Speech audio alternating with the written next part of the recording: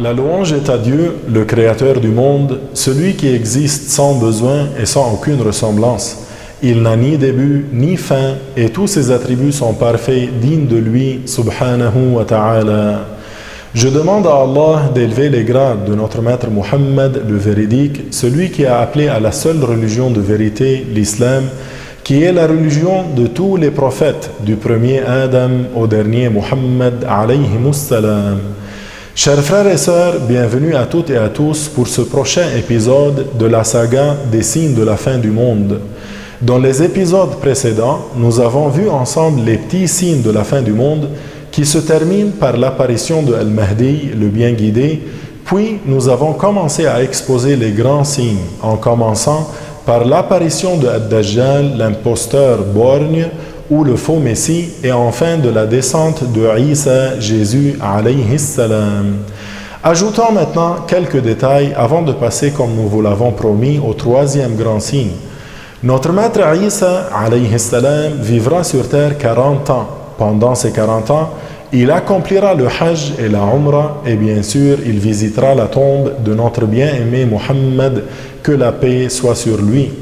C'est d'ailleurs à ses côtés qu'il sera enterré, c'est-à-dire qu'il mourra près de lui et sera enterré comme tous les autres prophètes au lieu de leur mort. Sous le dôme vert, à Médine, se trouveront alors Muhammad, Jésus, Abu Bakr et Omar. Passons maintenant au troisième signe parmi les grands signes qui est la sortie du peuple de Gog et de Magog, Ya'juj et Ma'juj, qui ils sont, où ils sont et ce qu'ils feront. À l'origine, les peuples de Gog et Magog sont deux tribus d'êtres humains et ils sont tous mécréants. Personne ne sait où ils vivent. Ce qu'on sait, c'est qu'ils sont dans l'une des extrémités de la terre. Allah Ta'ala les a cachés des yeux des gens. C'est un homme vertueux et pieux, un wali, un saint musulman, qui s'appelle As-Sa'd Dhul Qarnayn, qui les a emprisonnés pour qu'ils ne puissent pas parvenir jusqu'à nous.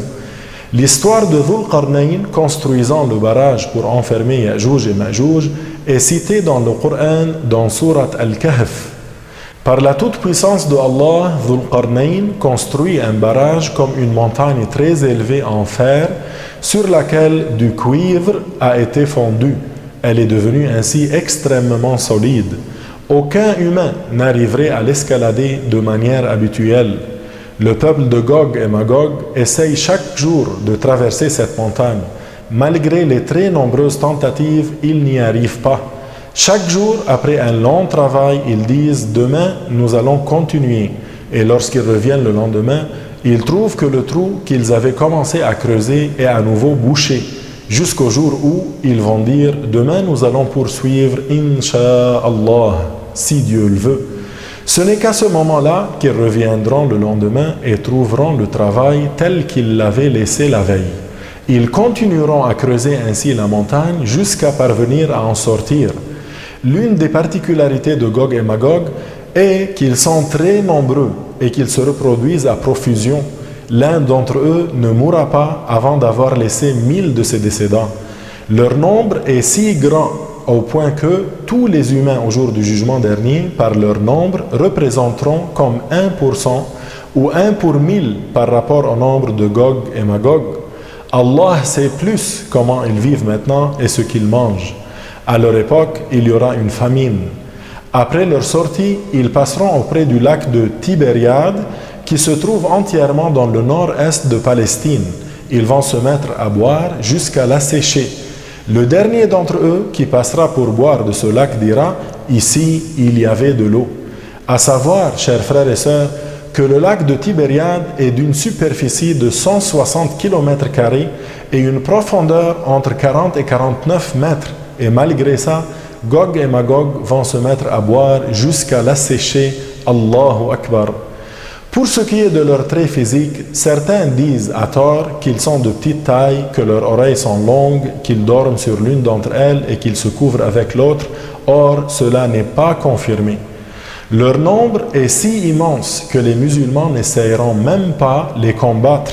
Notre maître Jésus, Isa, avec les croyants, vont aller à la montagne At-Tour située dans Sina, en Égypte, où ils invoqueront Allah et ils le supplieront pour qu'il anéantisse ces deux tribus.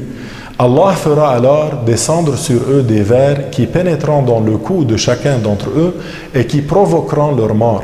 Ensuite, Allah enverra des volatiles qui vont transporter leurs cadavres et les jeter dans la mer.